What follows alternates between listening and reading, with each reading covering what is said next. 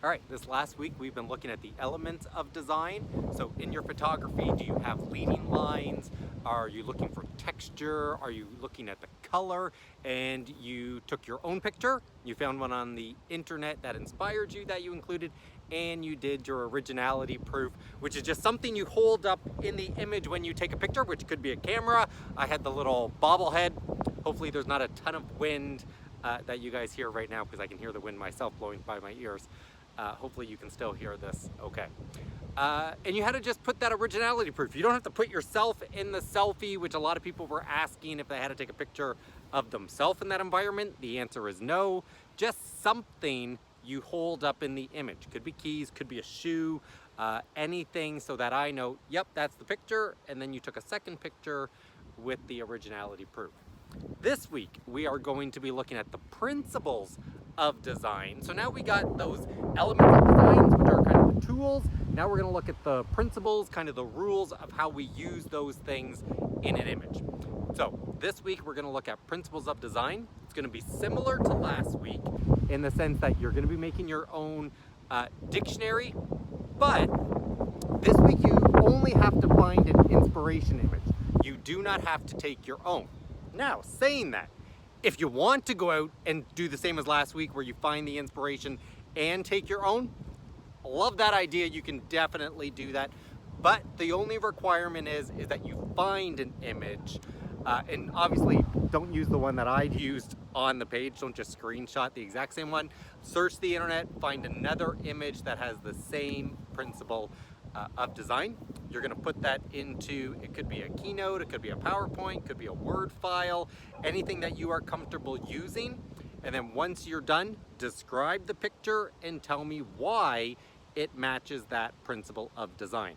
So you find the image and then give me a brief description about it. Now, as I look around, I'm just making sure I have my dog with me. I'm going to take a couple pictures of my dog, and I'm going to try to demonstrate some of the things that we've been talking about, the elements of design and the principles of design and what that looks like in an image. So I'm going to have a Frisbee and I'm going to give it a toss, and we'll see if I can get some. Come on, go get it. Up. There goes my dog into the distance to go get the Frisbee, and she's going to come right back, and I'm going to try to capture some images.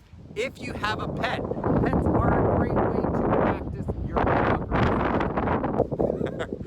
All right, first one, luckily I have a second Frisbee, so I can use the second. Now, obviously, is everybody gonna have a camera like this? No, but once again, if you have an aunt, uncle, parent, someone that you know that does have this, maybe you can borrow one time so that you could try taking some pictures with it. But once again, I'm filming on my phone, so I can't use it as the example, but I'm also gonna take a low perspective shot where I'm gonna show you, say you don't have one of these, all you have is a phone, how you can use your phone to take interesting images, just changing the perspective. I'm gonna get down on my dog level, right with the grass, and take that image. Let's even just turn. And my dog is laying in the grass right now, so I'm gonna take a picture right now of my dog, just chilling in the grass. But I'm gonna get super low, so I'm taking it from the dog's perspective. I'm not shooting down at the dog, I'm gonna shoot level. So as you can see in the image, I got right down to the grass. It's shot at eye level. That's the perspective I am shooting from.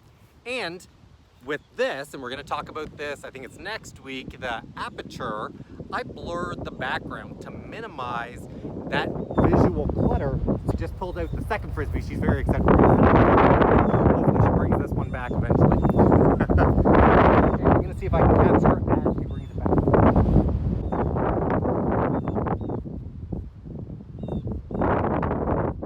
All right, and I'll put those pictures up as she brings it back. Once again, I'm going to try to get down low because perspective is a big principle. The angle at which you are capturing the image, the better it is. I'm going to give her another one. Go get it. She's over there, but I'm going to try to capture her as she comes back. And I'm even going to put up a couple pictures that I've taken of my dog over, the year and in the summer, because I love going out and playing Frisbee with my dog. And that's a great chance to practice your photography skills. Because say the pictures don't work out, your dog is never upset being like, hey, you didn't get a good picture, right? It's a great way to practice. And I'll show some of the elements and principles of design that I've taken with my dog, but let's see if I can get another good one. Come on, here we go. Then out she goes, and I'm gonna try to capture her.